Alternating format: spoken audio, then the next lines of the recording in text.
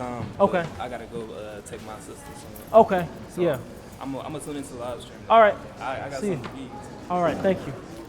All right. It is Ulysses. Ulysses. Oh, my bad. Ulysses. Okay, so they're about to move the cannon. All right. We're about to get started. So let me know whenever you got it. You'll just be moving? Okay. Got it. Got it. All right. All right. I'll go ahead and give this to you. Hey. We're good? You ready? All right. Let me get these started. Cook. Noah Cook. All right, Noah, you can. I'll let you know when you'll be introducing yourself, because I got to do a general introduction.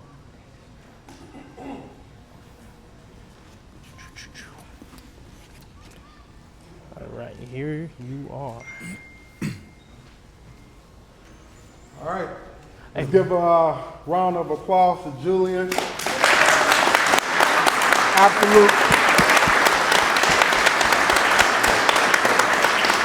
Absolutely a genius in our midst, this brother.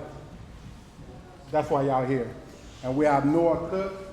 So we're gonna do a 10-minute debate, and then afterwards we'll do a Q&A. 10-minute, 1-minute debate each, correct? Yes, so 20 minutes total. 20 But minutes. I got some things I want to say. Okay. So first of all, big love to Chicago.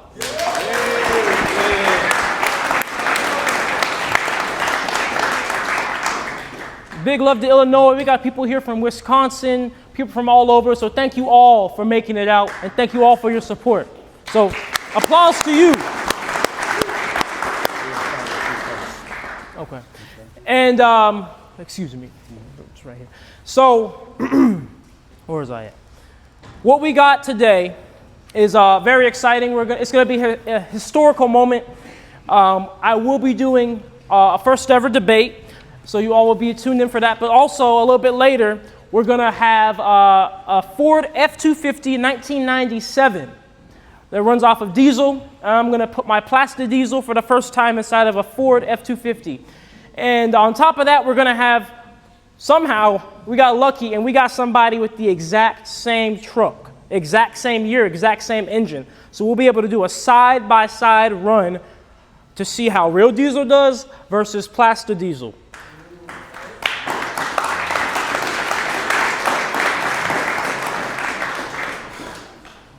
And on top of that, why I'm here to begin with in Chicago is I want to give a huge thank you to Dan. He's a solar engineer here in Chicago, and he's going to be donating 15 solar panels to the cause to help me be able to turn plastic into fuel off of sunlight.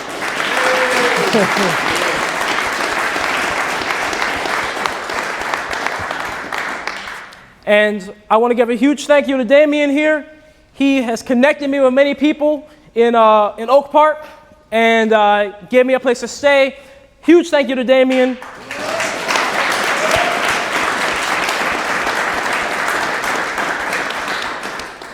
Huge thank you to Shannon. Shannon is the guy who gave us this space. So huge thank you to Shannon as well.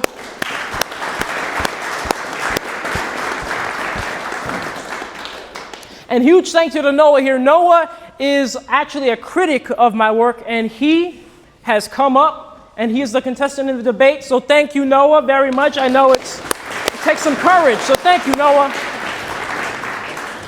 So what we're going to do here is we're going to kick off with a 20-minute debate, 20 minutes total. We'll have 10 one-minute segments each. We'll begin with him, and he'll say his part, his critiques, and I'll be able to say my defense, and we'll go from there. And Damien here will be moderating, making sure we stay within our timelines. All right, so thank you all again, and you guys ready? Yeah. All right. All right, first off, got to do an opening statement. I want to commend Julian, what he's built both in terms of machines and a massive audience. It's genuinely impressive. The drive, the determination, the sheer willingness to do the thing instead of talk about it, it's rare and deserves respect. We need more people like Julian, people who build, who get their hands dirty, and who try to solve big problems head on. It's easy to critique from the sidelines and much harder to cut steel, wire up electronics, and build a platform that inspires millions. Now, I want to be honest about something. I believe this is Julian's first in-person debate, as it's mine, and I'm not under any illusion that this is an even playing field. He has a large, passionate following, and I expect that just by showing up to challenge some of his ideas, I'll probably get insulted, online and maybe even in this room, but that's okay, because Julian deals with plenty of that himself. I don't come here to win anything. I came here because I want to see Julian win, long term. I see someone with tremendous potential who's made some decisions that I think are expensive and uninformed. And I see that. And when I see that, I speak up. Not to tear anyone down, but to offer perspective.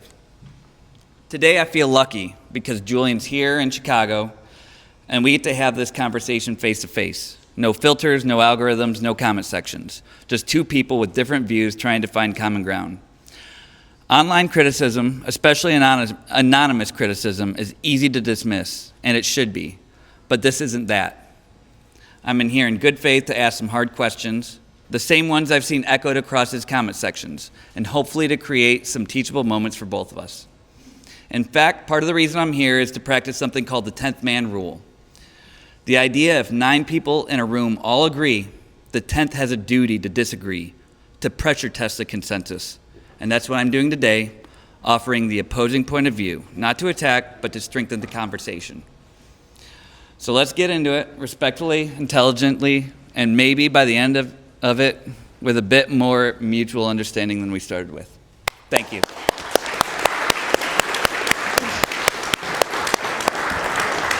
And everybody, I just want to make a quick statement.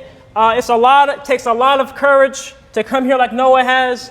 And so, I understand, of course, you guys support me, but if he makes a good point, cheer him on, clap for him too, because, you need both sides, both polarities of everything for something to grow. And so I very much respect him for making it out. Think about how many people sit back and talk, but wouldn't have the balls to actually come out here and do a face-to-face debate. So once again, applause for Noah, and let's get this thing going.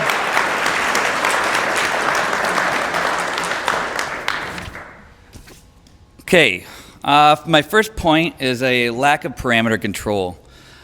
Julian does not control key operational variables such as temperature, pressure, or microwave power output.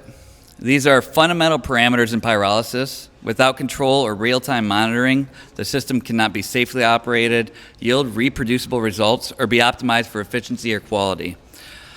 This approach is not aligned with any professional standard for chemical engineering, material science, or reactor design.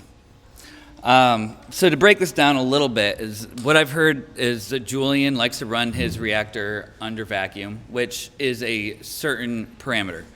All of these plastics have different degradation pathways, and by doing it under one parameter that's based solely on the output of his microwaves isn't going to produce any consistent results.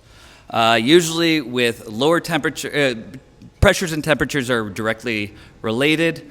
Higher pressures mean higher temperatures. If he regulated his pressure, he would have higher temperatures, which result in usually smaller molecules, which are usually less carcinogenic. Okay. We started? All right. So I would like to say that the claim that I do not monitor my temperatures or pressures is erroneous. My machine, you can look at any one of my YouTube videos. I have a computer screen up that shows me the temperature, it shows me the pressure. What was the third thing you said I didn't monitor? The control. Monitoring is one thing. And I do have control of it as well. So for example, when in my monitoring of the vacuum of my machine, I'm able to completely control based on my recovery pump the negative pressures I want within my chamber. He mentioned I do not have control over the amount of microwave input on my machine because my machine uses microwaves. And that's not true because I can control how many magnetrons or microwave generators are turned on at once. And that also is directly correlated to the temperature. So by having more microwaves or less microwaves, I'm going to have a higher temperature or a lower temperature. And I have temperature probes all throughout the machine to let me know what the temperature is at all times. So that claim is false. So are you doing high pressure pyrolysis, or are you doing strictly low pressure pyrolysis or under vacuum? Because if you are not doing high pressure pyrolysis, you're not breaking down the molecules. Just under vacuum. Okay. Thank you. All right. Point number 2. Burning unknown fuel. Julian is burning the fuel created by his reactor without proper chemical characterization. Only a single analytical test has been shared, and that test showed over 6% benzene content. Benzene is a group 1 carcinogen, and that's 10x above the EPA long-term limits for fuel. It also had high levels of styrene and benzene derivatives. It's a dangerous fuel and is not considered a viable alternative to any fuel. Despite this, he has shown no true filtration or catalytic cracking. The activated carbon and alumina and zeolite does nothing to absorb anything selectively out of his hydrocarbon path. It's not at a high enough temperature to crack anything catalytically. So there's very little emission treatment, and he doesn't do any regular compositional analysis to confirm this.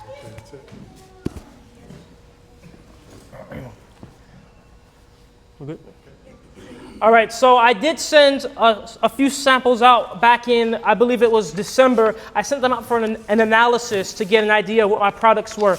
And I haven't done an analysis for that same lab since, because that specific lab, they had a machine that limited their analysis to only showing the products that come over at 90 degrees C, which is about 170 degrees Fahrenheit. So that means they only heated up my products to 180 degrees and analyzed the vapors that came off at that temperature. And that's not a good analysis, because that's only going to let you know that specific temperature. But when you put a fuel in an engine, it's reaching temperatures up to like 600 to 1,000 degrees Fahrenheit. So I need an analysis done that shows that, a true emissions test in the true type of combustion. And so I actually already am in the works of that. I have a lab in Washington and I have a lab in Houston that I'm sending samples out as soon as possible so we can get the exact true analysis of the full spectrum of my products. That's perfect. That brings me to the next point, which is the neglect of basic analytics. With the grants and funding received, Julian could easily purchase a gas chromatograph with flame ionization detector for around $5,000. There would be other expensive, like standards and setting up for injectors, potentially head-based samplers, but those are necessities if you're going to be doing this type of process. This would allow him to conduct daily routine fuel analysis. Probably every 10 minutes he would be able to see what's in his fuel. This would allow him to characterize his fuels accurately, identify toxic or undesirable byproducts, and optimize his process on a daily basis. The person that you talked about, Mass Spec Everything, he's open to all of this, and I would imagine that he could help you source the correct equipment, standards, and methods.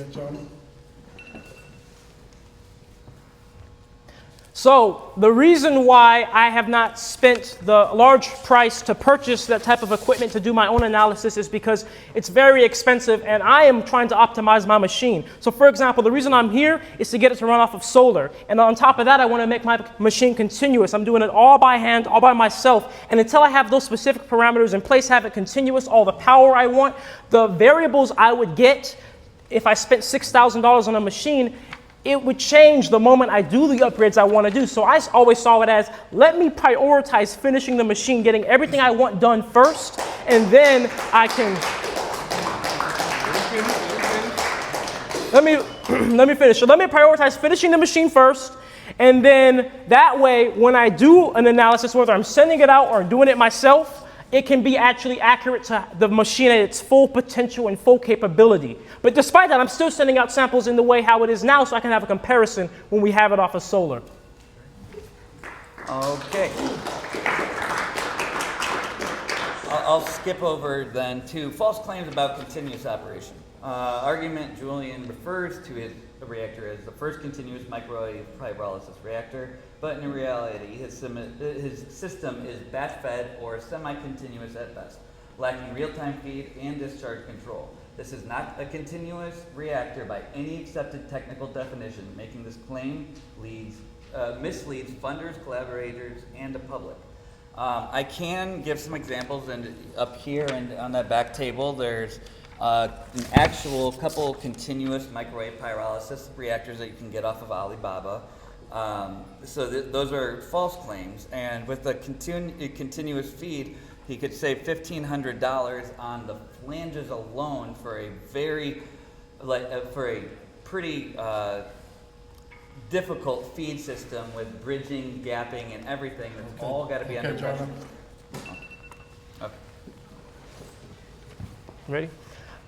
So, first of all, I never said that I have the world's first continuous microwave pyrolysis reactor. I said I have the world's first handmade continuous microwave pyrolysis reactor, meaning one person made it themselves in their backyard or with limited material, not $1 million, billion-dollar budget, not a whole bunch of equipment. I did it by myself, and that's what I meant when I said that statement with all those words specifically in that order.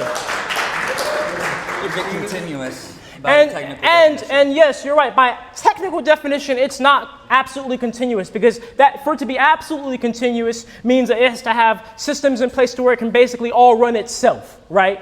But it's basically the guidelines to that, because the only difference between making it completely continuous and how I have it now is to have the big budget, to have the computers and the PLCs in place to do that. So yes, you're right. By technical definition, it's not continuous, but nobody can take the fact away that a semi-continuous handmade microwave pyrolysis reactor was built.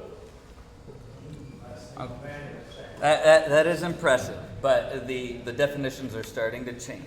I will say that there is an over-engineered, inefficient feed system. He's developing a complex system of vacuum-sealed material handlers and pressure-tolerant hoppers. This is intended to feed fluffy, shredded plastic, which is difficult to move under pressure, low density, and prone to bridging and clumping. Yet for around $3,000 or less, he could buy a shredder and plastic extruder. He could melt the plastic and pump it in as a dense, uniform stream into the reactor. This stops so many different issues that he will come across. Different contaminants, the difference in the volume. He would be able to control a stream for actual continuous processing. And also, he's doing about 5 to 10 times the volume of the reactor that he would need to with molten plastic. 1 pound only needs 1 liter of volume compared to the 1 pound to 5 to 10 liters that he's using on his reactor. Ready? So I've seen that a few times, people saying I should use an extruder to melt plastic and load it in that way. And the reason why I'm not doing that or going down that route is because I want to actually deal with true plastic waste. And plastic waste is not just plastic, it's plastic with paper, plastic with aluminum, plastic with food and oil. And if you look at extruders, they can only extrude certain types of plastic for one, and they can't extrude plastics that are mixed with things like paper. So that would defeat the whole purpose of my machine, being able to get rid of true plastic waste. If I want to get ocean waste, now I need to filter it and sort it to make sure it can actually be extruded, right? So you can only extrude thermoset plastics, right? And not every plastic is a thermoset plastic, only some of them. So that's why I don't do that. And in regards to the other critiques of my continuous feed system, if you actually had seen in one of my videos, I mentioned how I had some flaws with the first one I built and how I spent $1,500 on metal to actually upgrade it and make it even better, because I learned from my mistakes and I have a way to have even more volume going at once. So I think that that's not a fair critique, because I wasn't done with the continuous feed system and I made videos showing that. So that's what I can say. Missing one page here. So scaling up without bench testing is a big problem, and trying to move on to continuous feed system. Julian's rapidly scaling up to larger semi-continuous systems without completing rigorous bench scale testing. He has no documented proof of consistent performance at all. Let me see, I've missed, and there we go. Sparse or no yield mass balance data. we're seeing pressure readings for his natural gas, no actual weights on that carbon. Mass balances are pretty important. And toxicity and emission profiles, which would be able to be found on a bench scale before going into a large system that potentially creates more poison. When you're scaling up, you're going to become a target of the EPA.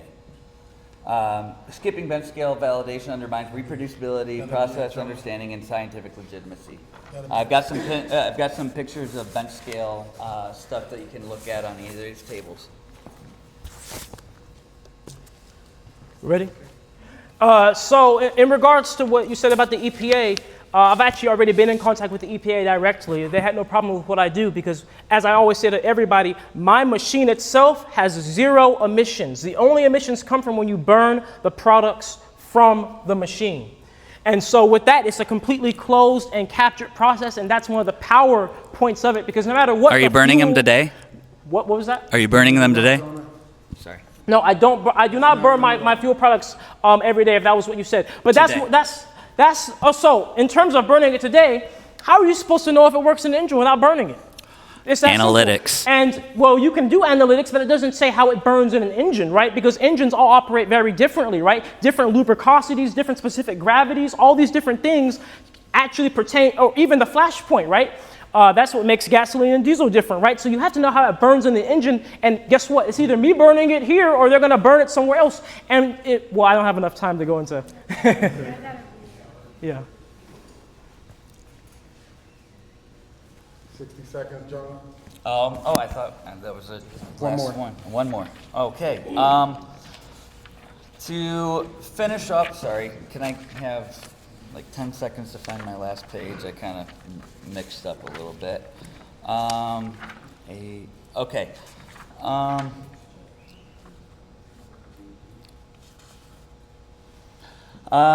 Misleading and grandiose social media presence.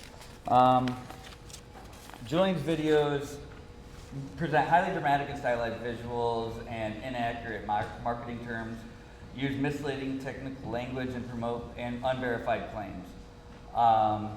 He avoids discussing real technical limitations of pyrolysis, acknowledging toxins, emissions, or energy balance issues, posting yield data, energy inputs, or mass balances. This public-facing strategy misleads the lay audience, undermines trust in real scientists, and distracts from viable solutions.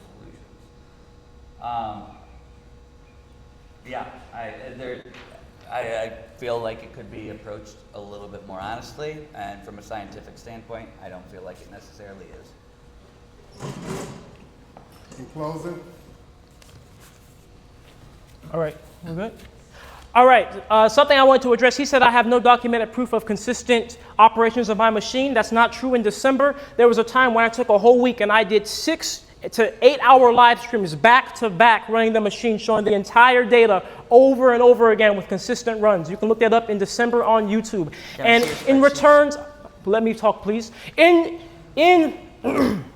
what you said about emissions and burning things, we'll say it like this. When plastic is left outside in the environment, it is going to release ethylene and methane. Methane is, of course, a horrible greenhouse gas and has a half-life of over 12 years. You said that my fuel has benzene and styrene in it. Benzene, if that were the case, when it's combusted, only emits CO2, carbon monoxide, water vapor, and soot. None of those things are particularly harmful. Styrene at worst is an irritant. Styrene also only has a half-life of about 6 hours. Benzene only has a half-life of about 12 days. So we're way better off turning plastic into fuel just by half-lives of chemicals alone than to just leave it in the ocean and leave it in landfills.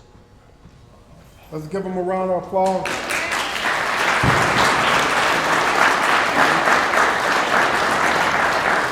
Thank you.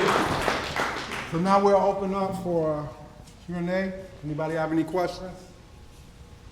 I just wanted to point out. One sec. Honored. I just wanted to also point out the fact that a catalytic converter is basically doing the same thing that he's trying to do, except it's done with all the wasted fuel that we waste in our automobiles. The most efficient today running at only about 28%. So his actually does solve a needed problem in the world today, where we're completely contaminated all around us, and we're a wasteful society. So this is actually doing something beneficial and recycling where we don't actually recycle today. We do it in blue containers and stuff like that. Where does it go? Who's benefiting? Whatever happens to it? And then it all has to be separated and all that. His is a very simple solution that could create a true liable way of becoming independent from the governmental oil company barons that have persecuted us since the day one in the beginning of this country.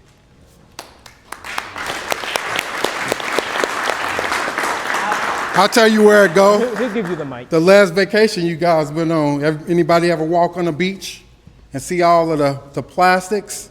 Hey. Yeah, Hey, so. he wants to respond. You want to respond? Yeah.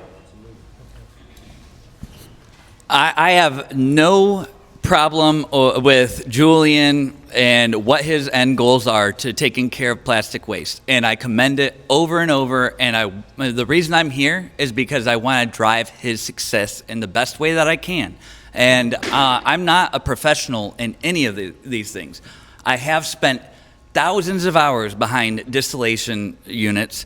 I have recovered tankers worth of hydrocarbons and developed recovery systems for using membranes for ethanol and other compounds.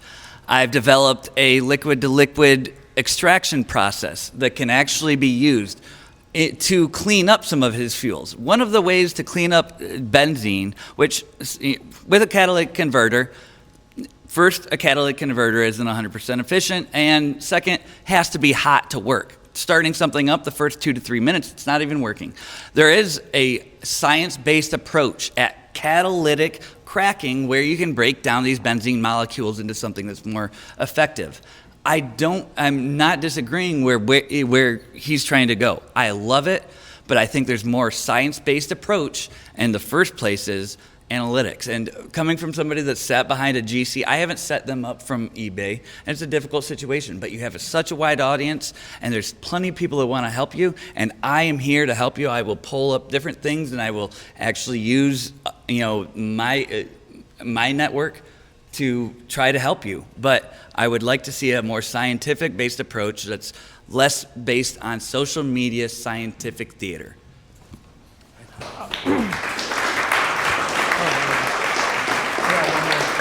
Wait, I'm just gonna make a statement. So first of all, huge thank you, Noah. Let me shake your hand. I don't need that guy. Yeah, what'd you guys think? You guys like the debate? Yes. Yeah. So, I mean, it's all thanks to Noah because he stepped up and once again, just like he said from the beginning, it's all about improvement, and improvement you need the support and you need the critics, and because being critical is a form of support too. Can I add, more than you need critics, you need collaborators, and you need help. Nothing is done alone. Julian's done so much alone, but there's a wealth of knowledge from everybody here, and everybody should be able to contribute. So, honestly, I've been following you since you had about 200,000 viewers. Oh, if you want to, you could sit. 200,000 viewers is about what you had. Yeah. You had about 200K, somewhere around there. I've seen growth, and first of all, thank you. You actually, for me to follow you and be so I don't know what the hell you guys are just talking about. I don't. Right? I don't know if anybody else could feel from that, but what I'm saying is your passion for you to MacGyver these things, bro, and do the things. I've always said, I don't know if you pay attention to me, probably don't, but a lot of people are always protect him, because your value is something that we really cherish. And it's crazy because we're on social media. Normally we'll walk past you, right, and see you in person and see your worth, right? But that's first thing. I'm really here, secondly, to invest. I want to see it for myself. Show me so I can see it for myself. And I think as you go along on this tour, it's going to bring nothing but success. And as I told you earlier, we will protect you, all right? Thank you. That's what's valuable.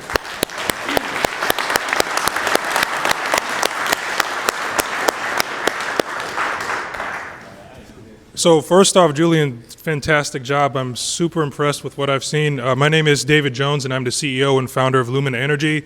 I love what the brother back there said about collaboration. I also loved what your co-debater said. So I guess my real question is, how can we get involved? I actually brought one of the devices that we've manufactured. It's a battery storage unit. We are also in the solar space. We do battery and energy storage and all sorts of other things that connect systems together. My team is all over the United States. We have people that are located across the world. I would just love to collaborate with you on some kind of level and develop a closer rapport. How can that happen? Yeah, so thank you for your question, and thank you for your support, by the way. And in terms of collaboration, it really comes down to sending me an email right now because, I'm at a point where I'm, still kind of growing, and not everything necessarily that comes my way is something I can implement right now.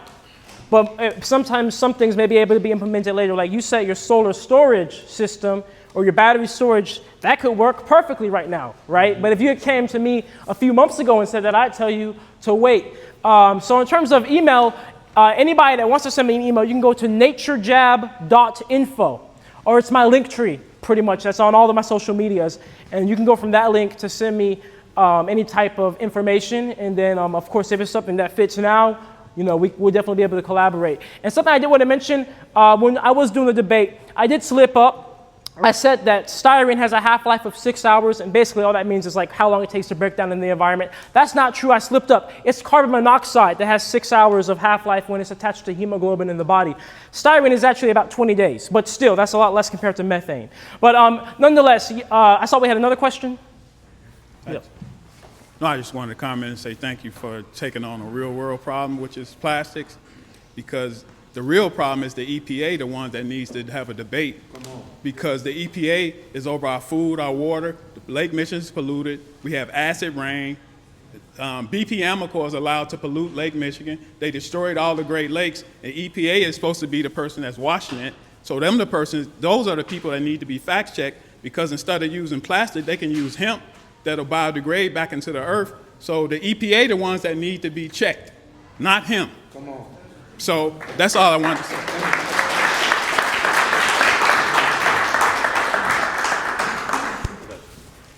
I just like to, like everybody else, thank you for coming out.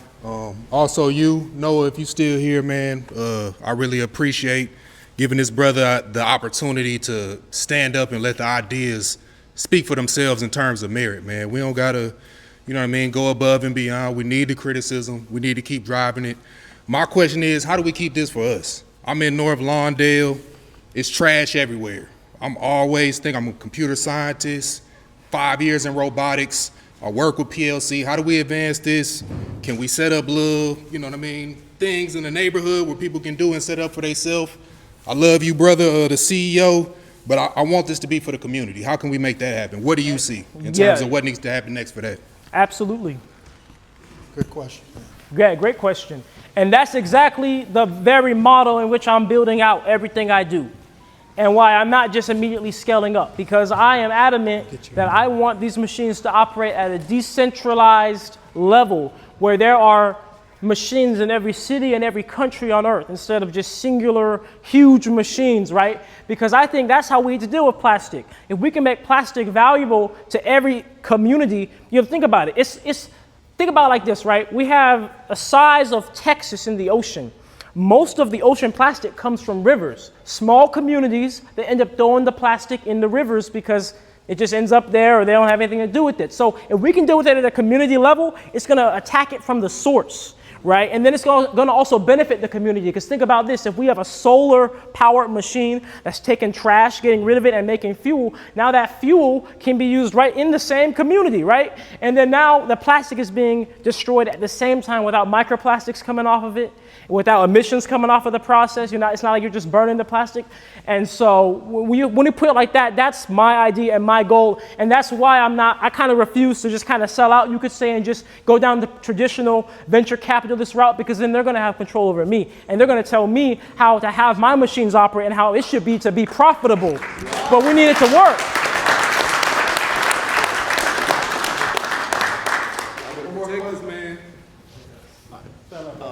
How you doing, brother? So just like the brother said. Hey, can you speak up? Oh, sorry, I got a low voice. My bad, dog. Yeah. Yeah, because they need to hear you too, though. All right, for sure. Yeah. So just like the brother here said, I'm more interested in like the community for sure, and like using this as a political and economic like leverage for us. So on the ground level, in the event that a program was to be started where we can collect the trash, what type of plastics are you looking for, and like the quality of them, as well as do they need to be cleaned, and and finding a way to ship it down to you, as we are in different states. Yeah, great question. Great question. So essentially, he was asking how could communities set up like almost like plastic collection areas that could be sent to me. And in terms of what type of plastic I collect, I do take almost every type of plastic. I don't take PVC and Teflon right now. But most plastics that you have your packaging in, LDPE, PET, HDPE, polypropylene, I take all of that. And it does not matter the quality of it.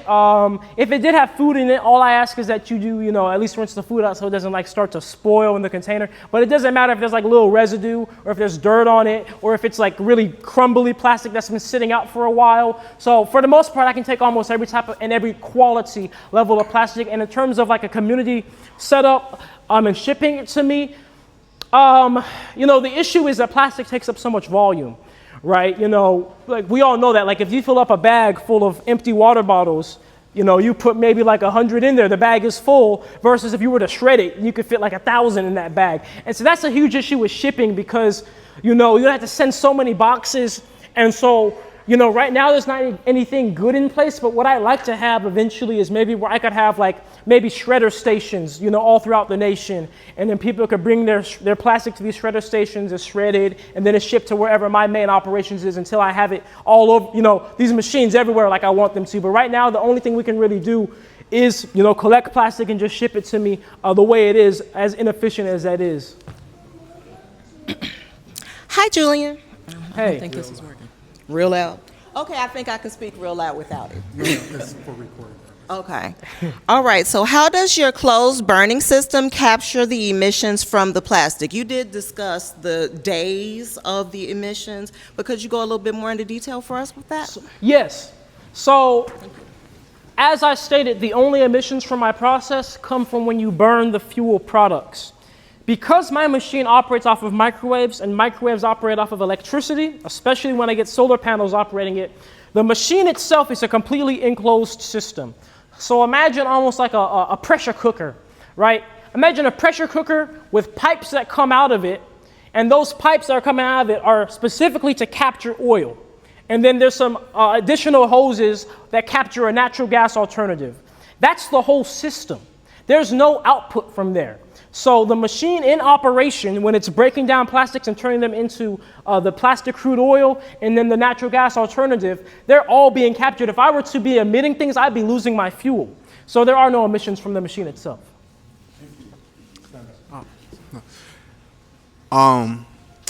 Thank you for what you're doing, sir. Amazing work. I hope you continue to do amazing work. So I know you just said that there are no like emissions in like the machine, right? But you said, can you repeat again what exactly goes into like the atmosphere, and does that break down into like a sort of plastic in the water that would rain? Okay, yeah. So I'll break down what I kind of went over in the debate. It was really brief, and of course I'll break it down in a way that we can all understand. So when I was going over, I listed benzene, styrene, and then I think that was what I listed. And so those are components of my fuel, but they're also in almost every fuel in the world too.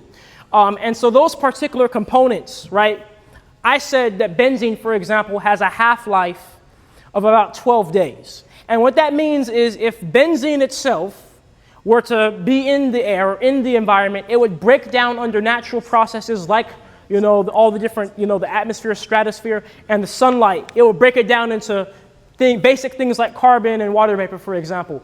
Now, I said that because one of the arguments Noah was making was that my fuel has these contaminants in it. that are harmful, right? Because benzene is carcinogenic, for example, right? However, I also said, yes, my fuel has benzene in it, so does gasoline from the pump. But when you burn the fuel, the benzene is no longer benzene. It undergoes combustion.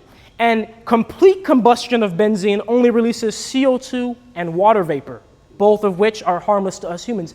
Incomplete combustion of benzene, which is worst case scenario, will emit water vapor, CO2, and carbon monoxide and soot, all of which are really not that harmful to us. And on top of that, this gentleman over here mentioned, our cars do have catalytic converters to deal with those. And Noah did mention that catalytic converters have to be hot to operate optimally. That's true, but at the same time, then the same argument could be posed for, is gasoline from the pump even safe? Because gasoline from the pump does have benzene. It does have some styrene in it. You could look that up yourself, and yet we still burn that in cold cars before the catalytic converter is hot. Of course, the concentration in my fuels needs to be brought down to meet the standards, but that's something that will come with time. And another thing, the styrene in my fuels, I mentioned how that has about 20-day half-life. And so that means in the environment, styrene, if it were to just be leaked out, would break down in about 20 days under natural processes. I also mentioned methane. So plastic, when it's left in the environment, whether that's the landfill, whether that's the ocean, whether that's just out and about, over time, it ends up actually releasing ethylene and methane. Ethylene is 25 times worse than CO2. Methane is now about 60 times worse than CO2. So from the perspective of are we going to warm the planet more by turning plastic into fuel and burning the fuel? Well, if you burn the fuel under the combustion of an engine with a catalytic converter, you're only going to, for the most part, get out CO2 and water vapor. And that's better than leaving it in the environment where methane is releasing, and methane has a half-life of 12 years, right? And that is 60 times worse than CO2. So you could turn, 60 times the amount of plastic into fuel to equal leaving it out in the environment, right, in terms of a CO2 spectrum. And on top of that, CO2 can be captured by trees. It's food for trees. Methane is not food for trees. So when it's up there, it's just up there until it breaks down, versus CO2 is actually food for trees. So that's what I was getting at when I mentioned the half-lives of things. Hey, so I'm sorry if I missed it, but I wanted to see, once your machine is complete, how much plastic do you think it could hold compared to city level? So city, neighborhood, village, that type of thing. Great question. So my current machine, Mark 4.5, I want to get it up to 100 pounds a day. And that will be, of course, with it being the way how it is, semi-continuous, and myself operating it at the size it is. But the goal is I want to be able to get machines, I want to get a machine that could do a ton a day, minimum. That's Mark 5, the next machine. And so then the goal will be, okay, if I can get that machine perfected at that size and scale, when we need more plastic, we just can have more machines because they take up a pretty small footprint. Like, for example, my current machine, we probably could fit about, I would say 40 of them in this room. Well, maybe not that much, probably 20. But we could fit 20 of those machines in this room because they take up that small of a footprint. And if I can do 100 pounds with each of those, right, do the math, that's a ton right there, right? But then if I can have the machine just a little bit bigger and have a few more advanced technologies to get it to be able to process a ton, okay, well now if a city is making 10 tons of plastic waste a day, we put in 5 machines, 10 machines, however many is needed to optimize, and that way it's not going to be one humongous machine that, has a minimum of 100 tons to operate efficiently. But at the same time, it also is going to be easier to repair, easier to maintain, less risk if anything goes wrong if you have smaller machines as well.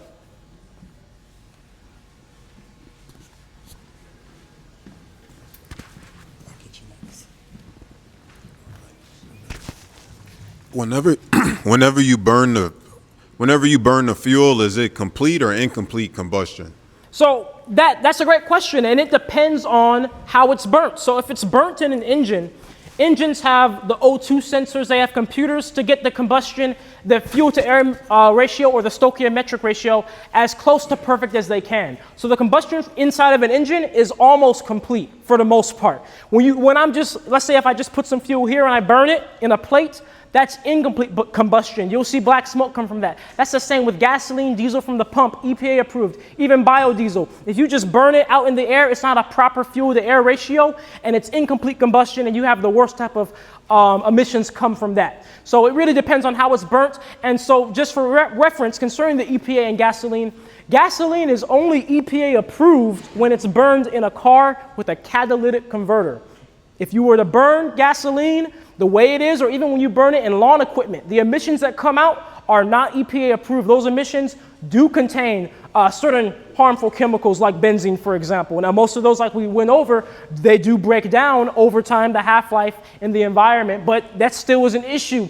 And so there's no such thing as a clean fuel or a fuel that's not toxic or a fuel that's not poison. I always say this, but fuel is meant for engines to eat, not for us. So I don't know why the FDA insists on basically feeding us fuel with all the chemicals they put in food and, you know, improving our food.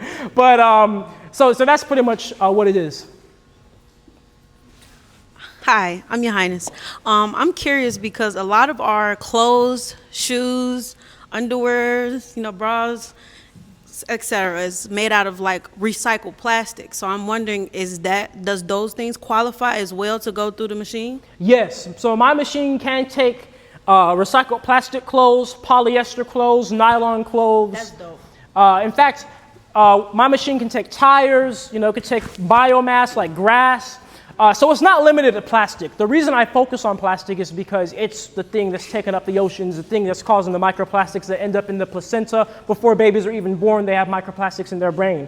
And that's why I focus on plastic so hard, because that's an extreme crisis. But when it's optimized, I want to make general waste management, because I have put food inside of my machine and turned food into natural gas. I have a video of that years ago. I put grass in my machine, made natural gas out of it. I put tires in my machine and made oil products, just like the plastic oil products out of the tires. So the clothes are definitely 100% can go into my machine. Yes. Hi, good afternoon. 3 questions. 1, your current system of conversion, are you using a individual generator right now? Yes. Okay. You're probably running about what, 7,500, 8,000 watts, something like that? I'm at 8,500 watts. 8,500 watts. So you're going to be about 66 amps. The question I want to ask is conversion in terms of efficiency. It's just a generalized question. The amount of fuel that you use to power your generator in reference to the output of fuel that you receive as a result of pyrolyzing ethylene, polyethylene, plastic. Yep. What is that efficiency ratio looking like at this point? Meaning, I'm assuming you probably run about 7.5, 8 gallons of an hour of gasoline to power the process. What is the end result in terms of fuel? I'm investing 8 gallons of gas. What is my output in terms of the converted fuel? Great question, great question. So right now I run my machine off of a generator because I'm out in the middle of the countryside, no power out there. I'm going to be doing solar soon. But anyway, his essential question was, you know, how many gallons of gas does it take to make how many gallons of fuel? And my current machine, I have not done an energy study on, because I've been continuously doing upgrades to make it more efficient. That's a part of the reason why I'm making it continuous. However, I have done an energy study on my past machine, Mark IV, which was a much smaller machine optimized to be just a batch machine.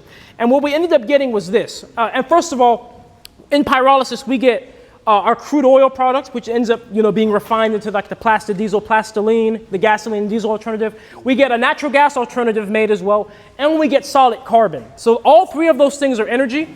Carbon can be burned as coal, you know. So all 3 of those things are energy. So in my Mark IV machine, I did a run where I put in 48 kilowatt hours of electricity, or not 48, 25 kilowatt hours of electricity. So that's 5 kilowatts per hour of consumption. And then between all of the products combined, their potential energy, that's the natural gas, the crude oil, and the coal product or the carbon products, their potential energy was 48 kilowatt hours. Now, the reason I emphasize potential energy is because when you burn something, you lose about half the energy just off of the engine or inefficiencies from that process. But anyway, the proof of that, when I did that energy recovery, and that is a video you can find on my YouTube, by the way, the point of that was to show that pyrolysis can be energy efficient, particularly microwave pyrolysis, right? And so my current machine is really big. It's about 3 times the size of that machine, but I have only about 2 times the amount of power going in, right? So it's inefficient right now. And my big machine is not continuous. So I haven't even bothered to look at the numbers, but it probably is horrible, to be honest, the way it stands now until I finish the machine. Fortunately, when I do get my machine to operate off of solar completely, it won't even really be all that relevant because you won't have to burn any fuel to make the fuel, right? It'll just be off of the sunlight. But that would definitely be something that I will do once the machine is complete, to do the complete energy study on the latest machine. But in the meantime, if you want to see the energy, you can go on my YouTube channel and find my past machine, the numbers I did there. So, yep, awesome job with everything. I'm curious, do you use heat or do you have a catalyst to crack? And if a catalyst, do you plan on, in your scaling, adding columns for further distillation to hexane, butane, pentane, smaller hydrocarbons? Yeah, great question. So I do currently, it's not necessarily a catalyst. Well, I guess it is considered a catalyst. So right now I mix my my plastic with carbon when I put it in my machine. And that serves 2 purposes. First of all, if you go and put plastic in your microwave, you're not going to make fuel. Like I do. In fact, the plastic won't even heat up because microwaves go right through plastic like it doesn't exist. They're considered microwave transparent materials. But carbon, on the other hand, is considered a microwave susceptor, meaning that it takes microwaves and converts them into extreme amounts of thermal energy. And so when I mix my plastic with carbon, it ends up allowing the plastic to then absorb microwaves, because what ends up happening is the carbon will heat up, causing the plastic to melt in the machine, and the plastic will eventually break down into solid carbon, like we talked about as one of the byproducts, and that solid carbon will help more plastic absorb more microwaves. And the carbon does also act as a catalyst because carbon does adsorb certain compounds to it by nature. However, the effects of the carbon catalyst, I haven't studied them myself in my machine because I've just always done it, right? I've never done a run without carbon, so I can't tell you the difference in products with or without it. But you can find a lot of papers, scientific research papers online going over carbon as a catalyst in plastic pyrolysis, and you can see what their results were from that. And in terms of your last question about getting higher fractions like hexane, butanes, and all that, or pentanes, most of those are already in my the plastic natural gas alternative. So what ends up happening in my machine is plastic is heated up inside of a chamber that's completely sealed and closed. Since the chamber is sealed and closed, no air or oxygen is in that chamber. Without air or oxygen, a fire cannot start because a fire needs oxygen to live, right? So instead of a fire and the plastic catching on fire and making smoke, the plastic instead breaks down under the process of pyrolysis to its basic chemical constituents. Plastic is made of petroleum, so it ends up breaking back down into petroleum. It becomes a petroleum vapor. And that petroleum vapor is full of, like the plastic natural gas alternative, the oils, all that. And that vapor has to be condensed. Just like how clouds condense and form rain, we condense that and we get our oils out. And then there's some vapors that never turn into oil. They're permanent vapors. And those vapors are what you were saying, like the hexanes, the butylenes, the butanes, the propylenes, all those which are very similar to the composition of natural gas. And those I end up compressing into my tanks. And then I use those later to actually refine my crude oil product. Because when I get the plastic out the machine, it's a mix of all the different oils together. It's a mix of like the plastadiesel, the plastilene, the plastikerosene, all in this this mixture. Almost think about it like Coca-Cola, right? There's water in Coca-Cola, but the syrup, the color, the sugar is all mixed together, right? You can't just separate that out mechanically. You have to do something called distillation. And that's the second process of my machine, to actually refine this mix of the crude into specific fractions that resemble gasoline, diesel, and jet fuel.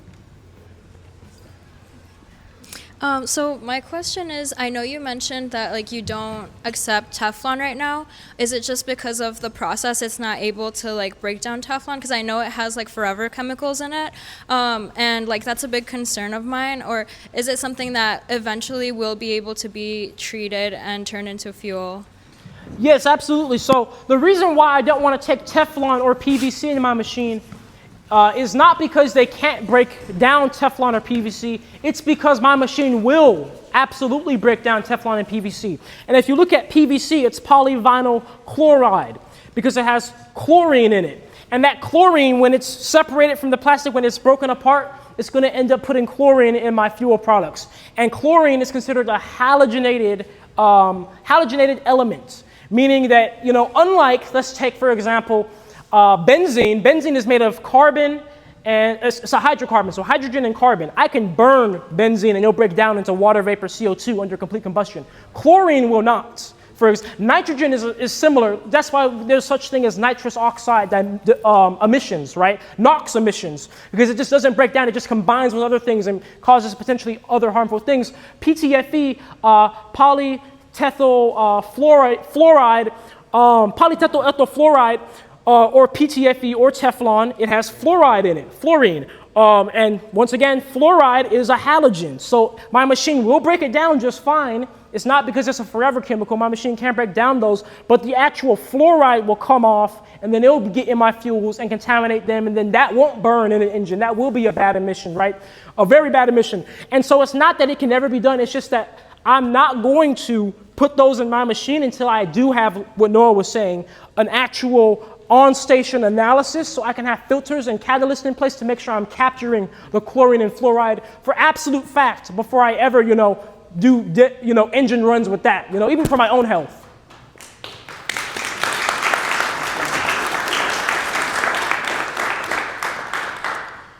So I wanted to think large scale for a second. So let's say you have your generators all over the world, right? There's plastic shredders and communities everywhere. How would you go about training someone to use this generator, and how difficult or possible is it, like the learning curve wise, on how to teach someone how to operate that? Great question. So I know I got blown up last year, but they're actually not that hard to operate. And they're going to be even easier. There's a lot of manual things I do myself just because I don't have the computer controls, the very expensive computer controls. But think about it like this, for example, right?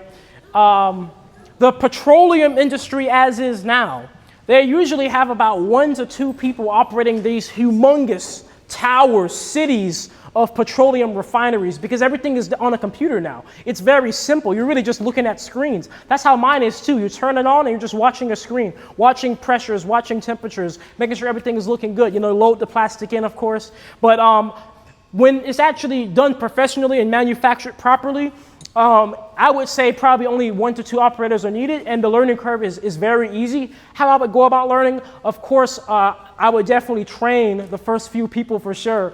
And then from there, you'll definitely easily be able to be, passed down because, like I said, you really load plastic in, turn it on, and just watch and observe. That's pretty much it.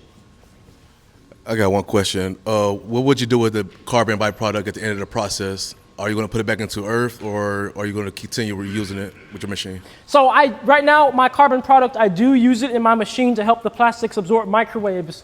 But at some point, I'm going to have too much carbon to do for that. And carbon is a very useful product.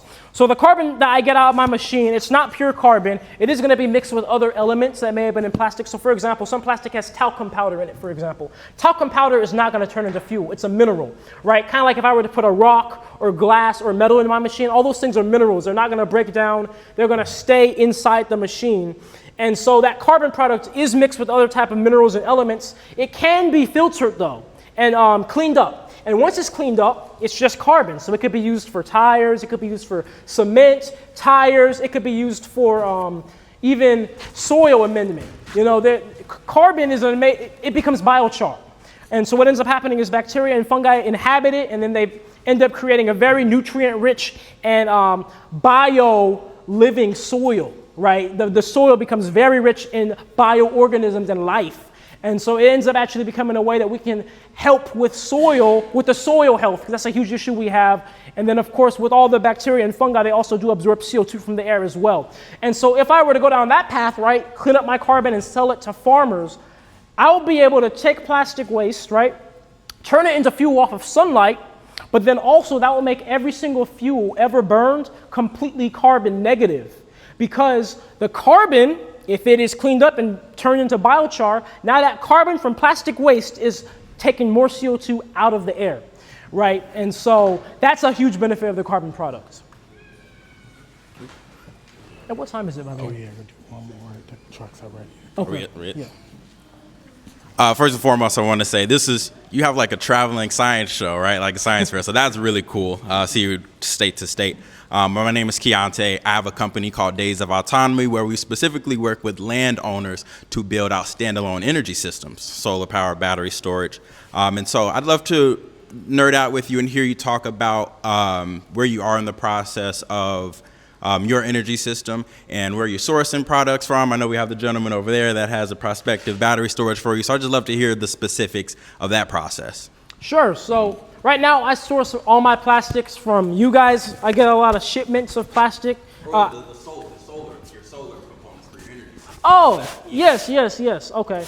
So my solar components, I'm up in here in Chicago to pick up some solar panels. And I've been in talks with some solar engineers in terms of the best brands to go out with, like the batteries, the wires, all that stuff. So right now I haven't actually bought anything yet. I'm still making sure I'm getting everything 100% right, and I'm actually doing a fundraiser too. I'll get to that later though. But so that was your question, right? Where am I sourcing the things? Like in your process for getting that prepared. Yeah. So it's really just a lot of research. I haven't put together solar panels before. But like I said, I'm in a network with a few different solar engineers. That's all they do. And so they're just leading me in the right direction so I don't spend money and make mistakes. And so that some of them might even come out there to help me when it comes to installing it all together. So it's gonna be fluid thanks to, the help of the entire community. So thank all of you for all your help. You want to do one more? Yeah, we'll do one more question.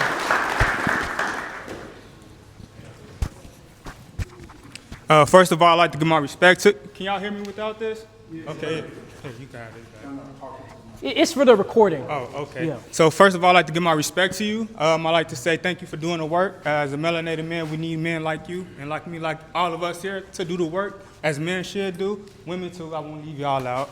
So I want to say thank you and thank everybody for coming to support them as well. I did notice that you mentioned food, processed food. So my question is, would your machines be able to accept polysaccharide sugars? For those who don't know, that's basically like a chemicalized substance sugar. It's fake, synthetic trash waste, like guar gum, xanthan gum, like those things that they put inside the food. Preservatives and additives. Would your machines be able to turn that? Yes. So here's how it works. I'll break this down as simple as I can. So plastic, if you were to look at plastic under a really powerful microscope, eventually you would see what are called hydrocarbon chains, which are like really long branches of hydrogen and carbon. The reason why plastic is not biodegradable is because those hydrocarbon chains are so long that there's not a single bacteria or fungi that can break them down. They can't fit their mouth around this long chain. Plastic and tires and motor oil have some of the longest hydrocarbon chains there are. So those things really don't biodegrade for that reason. Literally everything else on Earth is under that. So if my machine can handle plastic, it can handle anything.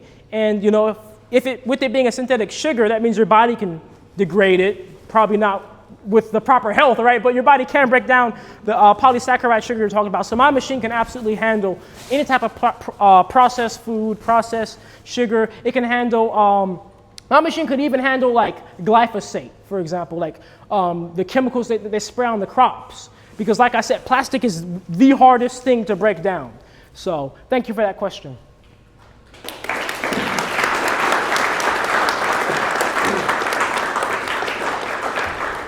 And we do have to move on from the Q&A because we do have a few other things we got to get to before we do our fuel test here. I do want to give a huge thank you to Tony and to Ulysses because they brought their trucks, and they both brought This is crazy how this worked. They both brought white 1997 Ford F-250s. I don't know what the odds of that are, how they both have the exact same color and year and model.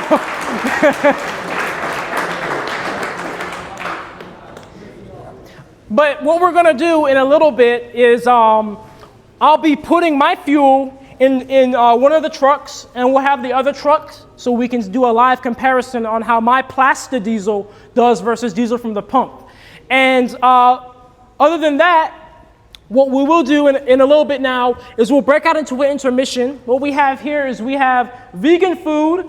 These are my Jabaroma deodorants. We have infused sea moss, and out there's a taco food truck. And yep, refreshments as well. And what I have here, to anybody that wants to help me raise money, because of course I'm getting solar panels out here, huge thank you to Dan for that, but you also need batteries, wires, controllers. It's a ton, and you would know. It's a crazy. So I'm on a mission to raise $16,000 to get all the parts I need to operate my machine off of the sun. And so that's what this is here. We have this code to go right to the GoFundMe. So if anybody wants to support directly to the machine with my work, you can do this. And you can also support me with Jabaroma 2. 10% of all profits here do go to my research and development. But this is definitely the move for sure because, this is definitely a move for sure because I'm picking up the solar panels and I'm ready to go as soon as I have all the other parts I need. So with that being said, I want to thank you all for making it out, you know, wherever you guys are from in the state. And yeah, we're going to break out probably about